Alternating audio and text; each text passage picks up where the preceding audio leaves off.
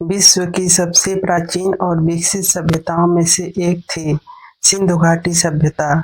इसे हड़प्पा सभ्यता भी कहा जाता है क्योंकि सबसे पहले इसका पता हड़प्पा नामक स्थान पर चला था। यह सभ्यता लगभग 2600 ईसा पूर्व से 1900 ईसा पूर्व तक अपने चरम पर रही।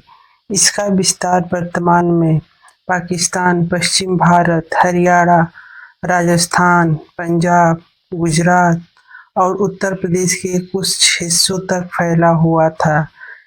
इस सभ्यता का विकास मुख्य रूप से सिंधु नदी और उसकी सहायक नदियों के किनारे हुआ था, इसलिए इसे सिंधु घाटी सभ्यता कहा जाता है। इसके प्रमुख नगरों मोहनजोदारो, हड़प्पा, धौलावीरा, लोथल और कालीबंगन शामिल थे। सिंधु घाटी सभ्यता की सबसे बड़ी विशेषता उसकी सुव्यवस्थित नगर योजना थी। यहाँ के नगरों को योजनाबद्ध तरीके से बसाया गया था। सड़कें एक दूसरे को समकोण पर काटती थीं, जिससे पूरा नगर जाल की तरह दिखाई देता था। घर पक्की ईंटों से बनाए जाते थे।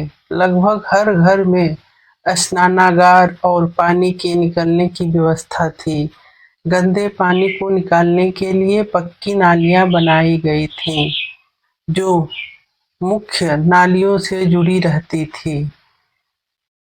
इतनी उन्नत जल निकासी व्यवस्था उस समय की अन्य सभ्यताओं में बहुत कम देखने को मिलती है। मोहनजोदारो का महान स्नानागार विशेष रूप से प्रसिद्ध है। यह एक बड़ा सार्वजनिक स्नान स्थल था जिसका उपयोग धार्मिक या सामाजिक कार्यों के लिए किया जाता था। इससे पता चलता था कि स्वच्छता और सामूहिक जीवन को उस समय बहुत ही अधिक महत्व दिया जाता था। इस सभ्यता के लोग कृषि और व्यापार दोनों में कुशल थे। गेहूं, जौ, तिल और कपास की खेती की जाती थी। वास्तव में दुनिया में सबसे पहले कपास की खेती का प्रमाण सिंधु घाटी सभ्यता से ही मिले हैं। लोग बैलगाड़ी और नावों का भी उपयोग करते थे। लोथल में एक विशाल गोदीवाड़ा भी मिला, जिससे यह सिद्ध होता है कि समुद्री व्यापार भी होता था। सिंधु सभ्यता का व्यापार मेसोपोटामियन सिविलाइजेशन तक फैला हुआ था। सिंधु घाटी सभ्यता के लोग धातु कला में निपुण थे। वे तांबा, कांसा और सोने चांदी का उपयोग करते थे। लोहे का प्रयोग उस समय नहीं होता था।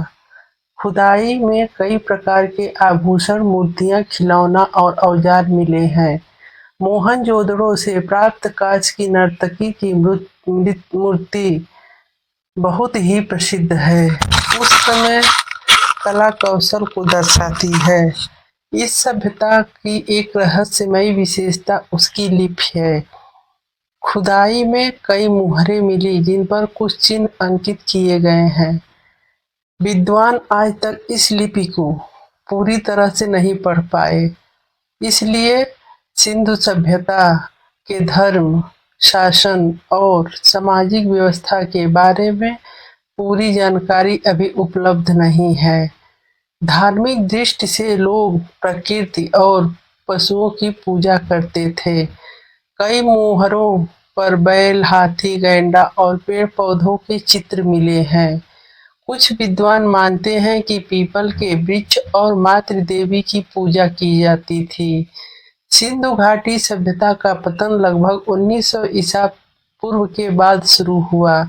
इसके पतन के कारणों पर इतिहासकारों में मतभेद है। कुछ विद्वान नदियों के मार्ग बदलने, बाढ़, सूखा और जलवायु परिवर्तन का कारण मानते हैं।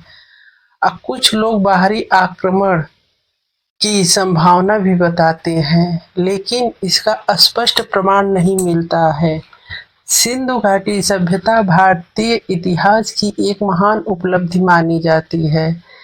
इसकी नगर योजना, स्वच्छता व्यवस्था, व्यापार और कला यह सिद्ध करते हैं कि उस समय के लोग अत्यंत विकसित और संगठित समाज में रहते थे।